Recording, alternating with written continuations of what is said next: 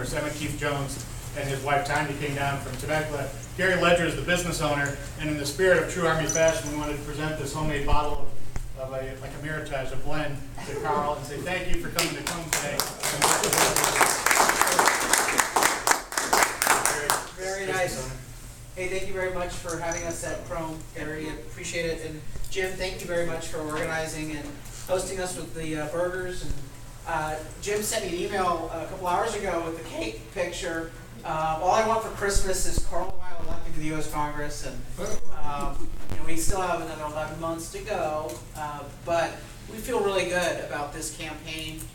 We're laying out ideas that are not the old ideas of Washington, the failed ideas of Washington from both parties. Both the Democrats and the Republicans are in this same old fight, age-old fight, name calling, and we've seen the problems get worse and worse.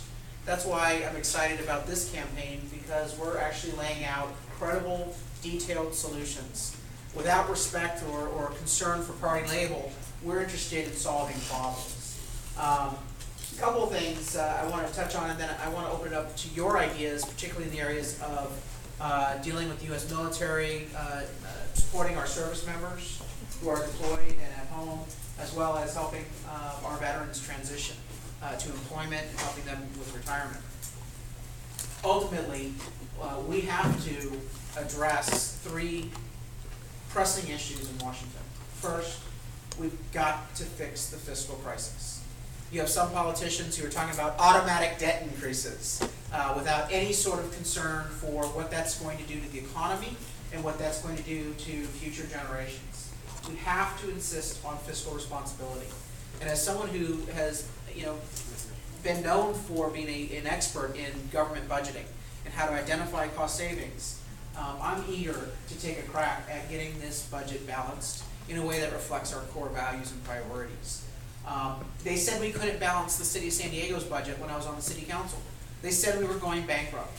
My opponent, Scott Peters, left a complete mess. Voted to issue false and misleading financial statements. He lost our credit rating. It was a mess.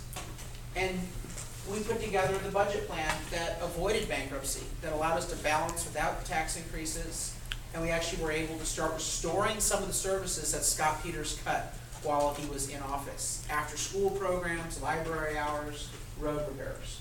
And so we need to address, first and foremost, the fiscal crisis in this country. Second, the economic crisis. The best social safety net is a job. Let's get people back to work. If you wanted to have all the sorts of money you wanted for all types of programs, the best way to get that, the best way to balance the budget, is to get people back to work. And they will then start paying taxes, and you start seeing a lot of activity. A lot of things start solving, a lot of problems start solving themselves when you have a robust and revitalized economy. That's why we have to support our small business owners. In particular, we have to support our veterans-owned businesses, helping veterans transition, establish small businesses, get access to credit, get access to the contracts, know how to be paired up with mentors. This is going to be critical to transition veterans, hopefully, into their own small business. They've demonstrated the leadership, and I think that is one of the critical ingredients for success in small business. And then finally, we have to make government work. And there's a lot of Republicans, when you talk about making government work, they don't like that. They're like, well, we want to shrink government. My view is we need to make government work. And making government work isn't a Democrat or Republican approach or philosophy. Making government work is about coming up with ideas that solve problems, whether that's in healthcare or in the environment or in education, or most importantly, one of the areas I talked about when I launched my campaign on the make government work issue are the veterans benefits that are broken, where veterans, in some cases, have to wait 600 days to get approvals for their package of benefits. That's unacceptable. It's unacceptable that you have a program failing so badly that someone who's put their life on the line has to wait 600 days to hear back. We still don't have a computer system between the DoD and VA that can talk to each other. We need to be looking at ways to streamline the process, improve quality assurance and control, and make sure that the VA system works for these service members. It's the least we can do to honor their service. During the last year, I laid out something called the VOW plan, the Veterans Opportunities for Work. We talked a lot about what we can do with the transition assistance programs, getting my office, when I'm elected to Congress, working with local government agencies and local employers, so that when you go through TAP, and how many of you actually have gone through the TAP program? Raise your hand. Been through the TAP program. So that TAP is actually about transition, and that there are real jobs that you have access to when you're going through that program.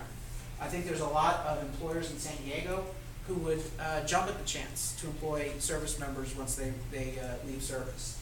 I know that in the city of San Diego, it's something that we're interested in. It's why I was proud to help support the legislation to change our veterans preference programs when I was on the city council. The city had written the program so that you had to be drafted to qualify for the preference program, because it was written back in the 1960s. I came in and said, well, I think what we need to do is anyone who has served, period, because the draft is no longer used, we need to update this so that these individuals get their preference points when applying for city employment. Particularly, when we're looking at those police positions that are hard to recruit. A lot of veterans would be perfect for those slots. Get them through the academy and then ultimately get them back into public service. So we've got a lot of ideas, but this is just a starting point. When I ran for mayor, we laid out a plan that was 360 pages long, the roadmap to recovery. It addressed virtually every mission area of the city government. A lot of it had to do with veterans issues and what a city government can do to help people out. I would like to hear from you what your ideas are for what can a congressperson do to help meet the needs of veterans today and tomorrow. What can we do to make sure that San Diego continues to be a leading city in the U.S. national defense in supporting our troops, supporting the services? And those ideas come from you. It's not going to come from me. Ultimately, you know better what's broken and some of the solutions that will be able to make the situation better. So, any questions or comments or suggestions? I'm really eager to hear your thoughts on what we can do to support service members who are active today, as well as supporting our veterans. Yes, sir. I'm sure I'm old enough that they won't call me back. But I am concerned about future conflicts and the United States trying to act as policemen for the whole world. What role, if any, do you see the United Nations playing in avoiding future wars or taking care of police actions we've been doing in the past that they can do? That's a good question. First and foremost, I believe that there are at least two criteria that have to be satisfied before the U.S. Engages in conflict abroad. First, that the situation relates to a direct threat to our national security. That it directly threatens U.S. citizens and the homeland. Number one. It's the, are we butting into something we shouldn't be involved in test. That's number one. And number two, we better have a plan of action to win. Perfect example on a situation that failed these two tests that I would apply was the president's proposed intervention in Syria. Scott Peters sat on his hands, didn't say a word, was trying to play it safe. My view is leadership requires that you speak out. You speak out, you represent the perspective of your constituents, but you also represent your obligation as a member of the U.S. Congress to lead the country as a member of that body. And so part of our oversight responsibility is saying, wait a minute, before we go running into this, we've got two questions. How does the intervention in Syria relate to our national security interest? Because it looks like neither side here really likes the U.S. And so what is in the game? What is at stake for the U.S. in this conflict? Number two, it looks like what you're proposing is lose, lose, lose, lose, lose. There doesn't seem to be an upside here no matter what we do. And again, I think that ultimately there was enough public outcry on that proposed intervention. The president ultimately had to back down. But our members of Congress should be leaders, not going back there to be a congressman, to have the lifestyle, to get invited to the parties. Because you know what? Most of those congressmen, including Mr. Peters, that's why they're there. They like to be a congressman. And I think that's absurd. You're there to actually take a position. And sometimes that might mean that you take for the position that you take. But I don't believe that we can be the U.S. The U.S. can be the world's cop. I think that we need to be defining our national security and using our military to defend our interests, plain and simple. Now, we can participate as part of a broad coalition in diplomacy. We can encourage parties to come together and settle their disputes through peaceful means. But we can't go fighting civil wars as was being proposed in the Syria conflict. It's just simply not something that I think the American people would stand for, and it doesn't honor the service and the risk that our service members will be asked to carry out. Yes, sir. How are you going to fight the prejudice against Republicans? I took a scientific survey at Starbucks. And, Republicans don't care how little people anybody, they don't care if people starve, and they don't want anybody to get any services, and they just want to save money for the rich people and so on. And you heard all that bull, but a lot of people seem to believe it and say that. But Scott Peters says it a lot, I know. Yeah. You know, I think that the name calling in Washington doesn't help us at all. Both sides engage in it. But one of the things that I've always tried to challenge the Republican Party on is you got to be more than the party of no. It's okay to vote no on something. If you don't agree with it and you are against something, vote your conscience, absolutely. And lay out your case and explain why. But in the very next breath, lay out a solution that you would vote for. And I think that's very important. I've always been about laying out reforms and solutions that solve problems. And I think the Republican Party needs to get far more engaged in laying out solutions to problems, not just voting no.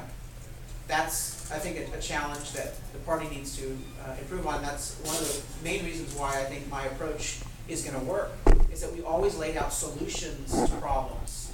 And those solutions caught on with the public and even got Democrats involved and independents involved in supporting us. I'm thrilled by the fact that not only do we have Republican support, but we have Democrat support, we have independent support. In this district, in the mayor's race, I carried independents. I carried 1 out of 4 Democrats. And so my view is I want to not look at people's party labels, I want to look at their ideas, and I want to lay out a plan of action for their support. And we've been able to do that in the past, and I believe we can do it in the future. Yeah. My experience in law enforcement in the Coast Guard, 40 years ago, it was drilled in my head that there were limits to our laws. And if I were to ever exceed them, the Coast Guard wouldn't protect me from the consequences I face under the law. We live in a constitutional republic. Right. In the last 10 years as a businessman, I've watched laws violated left and right. I've asked what about these, and they just dismiss them. They give them edicts and decrees, and it seems like government has no accountability left. I'm seeing a ruling class. I see the same grievances I saw in the Declaration of Independence, only they're not coming from London, they're coming from Washington. Yeah. And neither party seems to care about the law anymore. It's whatever I say it is. Yeah. And both parties seem to be holding the special interest that basically our citizens have no voice. I think that's why you see so many people leaving both parties and becoming independent. And they basically are sick and tired of the name calling and the infighting. They're sick and tired of politicians like Scott Peters, who literally doesn't want to take a position. He doesn't want to take a position on anything for fear that he's going to rock the boat. You know, leadership means that you take a position to solve a problem. You could take some heat for that, but that's part of leadership, is being willing to take heat for what you believe is the right thing to do. And you can try to gloss things over, as many politicians have done in Washington, or you can lay out ideas and challenge people who disagree with you to come up with a better idea. I remember when I laid out the roadmap to recovery and our pension reform initiative, I had a lot of people, political people, say, don't do that. don't lay out a balanced budget plan because then it gives you people something to criticize. My response was, let them criticize. If they find something wrong here, I can improve upon it. I can take their idea, I can take their constructive criticism and make a better solution. And our city will benefit from that. But I'm not going to sit there and say, oh, I'll give you a budget plan later on. No, I want to actually give a balanced budget that doesn't raise taxes and doesn't cut services. And what we did was we figured out through people's ideas all around the city how to make government work more efficiency, how to do more with less, how to re-examine what we're spending our money on. And we found that there was more than enough money to go around. The problem wasn't that we weren't getting enough money. The problem was that we weren't spending it properly. And if we rethought how we delivered the service, we could actually meet people's service expectations. The same is true in every federal program, in every federal department. But if you don't lay out a solution, if you don't start, then what happens is it becomes a game of name calling without any real focus on problem solving. I think that's where most American people are fed up. And you have people on both sides, big special interests on both sides, that always are trying to preserve the status quo. Well, guess what? The status quo doesn't work for us. It's failing us. Every single year we're seeing more debt. Every single year the programs are delivering less, but spending more. Every year the backlog at VA in several of these program areas is getting worse, despite the promises that things will get improved. And so you go down the list of problems, and it just seems as though you hear niceties out of Congress, but no real action.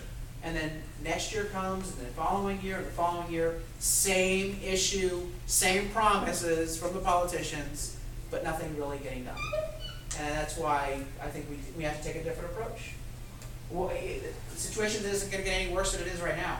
Problems aren't getting solved. We've got to get people back there willing to be courageous in laying out solutions to problems, even if it means it upsets the apple cart on both sides.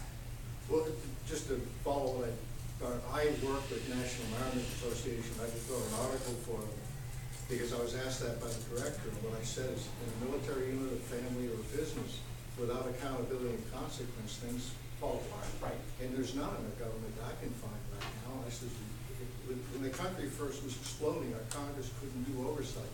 So they formed charters. They were later ruined by corporations. I said, why don't you bring back charters but give them proven watchdog groups that can cause pain and suffering to these special interests when they step too far. Yeah.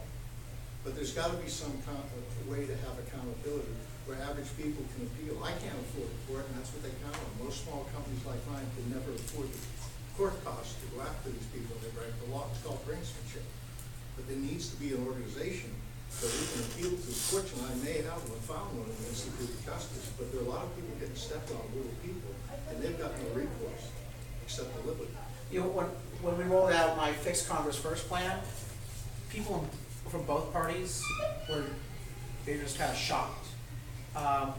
Fix Congress First is a multi-pronged reform plan. That's basically the theory is we're not going to get better policy on the budget, on the economy, on these broken programs until you fix the Congress first. We require, number one, that any law passed by Congress shall apply fully and equally to Congress people themselves. Amen. Number two, the special pension and health care benefits that members of Congress have voted themselves over the years are done away with. It'd be interesting to see how quickly they start fixing Medicare and Social Security when they're the ones in those programs as well. Number three, open government. Congress has exempted itself from the Freedom of Information Act, open government rules, where you can go to a government agency and demand records. If it's a government record, you have a certain period of time that they've got to give you the record. Except members of Congress. They do not have to give over emails or documents or whatnot. That shall apply to Congress.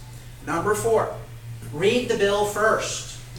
Read the bill first. Read the bill first requires that before any legislation is voted upon, the full text and any amendments to be voted on are to be posted 72 hours in advance. Now, we can't force members of Congress to actually read it. But the 72-hour rule means that we get to read it first and tell them what's in it, and then hold their feet to the fire as it relates to things